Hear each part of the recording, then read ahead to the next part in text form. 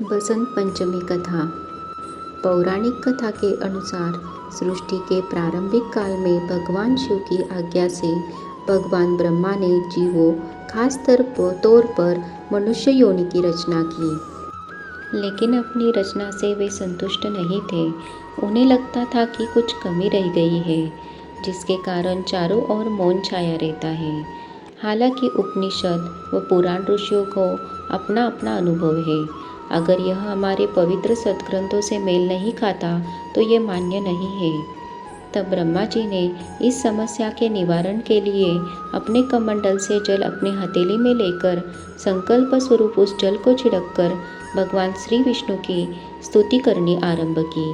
ब्रह्मा जी के किए स्तुति को सुनकर भगवान विष्णु तत्काल ही उनके सम्मुख प्रकट हो गए और उनकी समस्या जानकर भगवान विष्णु ने आदिशक्ति दुर्गा माता का आह्वान किया।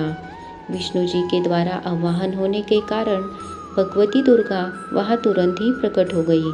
तब ब्रह्मा एवं विष्णु जी ने उन्हें इस संकट को दूर करने का निवेदन किया।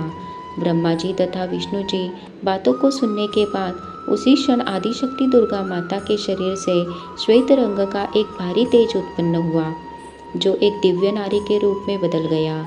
यह स्वरूप एक चतुर्भुजी सुंदर स्त्री का था, जिनके एक हाथ में वीणा तथा दूसरा हाथ में वरमुद्रा थे। अन्य दोनों हाथों में पुस्तक एवं माला थी। आदिशक्ति श्री दुर्गा के शरीर से उत्पन्न तेज से प्रकट होते ही उन देवी ने वीणा का मधुरनाद किया, जिससे संसार के समस्त जीव जंतुओं को वाणी प्राप्त हो गई। जलधारा में कोलाहल व्याप्त हो गया। पवन चलने से सरसराहट होने लगी। तब सभी देवताओं ने शब्द और रस का संचार कर देने वाली उन देवी को वाणी की अधिष्ठात्री देवी सरस्वती कहा। फिर आदिशक्ति भगवती दुर्गा ने ब्रह्मा जी से कहा कि मेरे तेज से उत्पन्न हुई ये देवी सरस्वती आपकी पत्नी बनेगी। जैसे लक्ष्मी श्री विष्णु की शक्ति है, पार्वती महादेव शिव की शक्ति है, उसी प्रकार ये सरस्वती देवी ही आपकी शक्ति होगी। ऐसा कहकर आदिशक्ति श्री दुर्गा सब देवताओं के देखते देखते वहीं अंतर्धान हो गई। इसके बाद सभी देवता सृष्टि के संचालन में संलग्न हो गए। सरस्वती को वागेश्वरी, भगवती, शारदा, वीणावादनी और वाग्देवी सहित अनेक नामों से पूजा जाता है। ये विद्या और बुद्धि प्रदाता है। संगीत की उत्पत्ति करने के कारण ये संगीत की देवी भी है। बसंत पंचमी के दिन को इनके प्रकटोत्सव के रूप में भी मनाते हैं।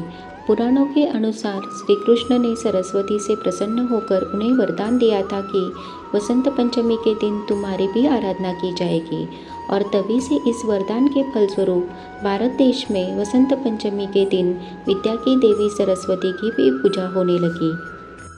आपको ये वसंत पंचमी की कथा कैसे लगी, हमें कमेंट में ज़रूर बताइए।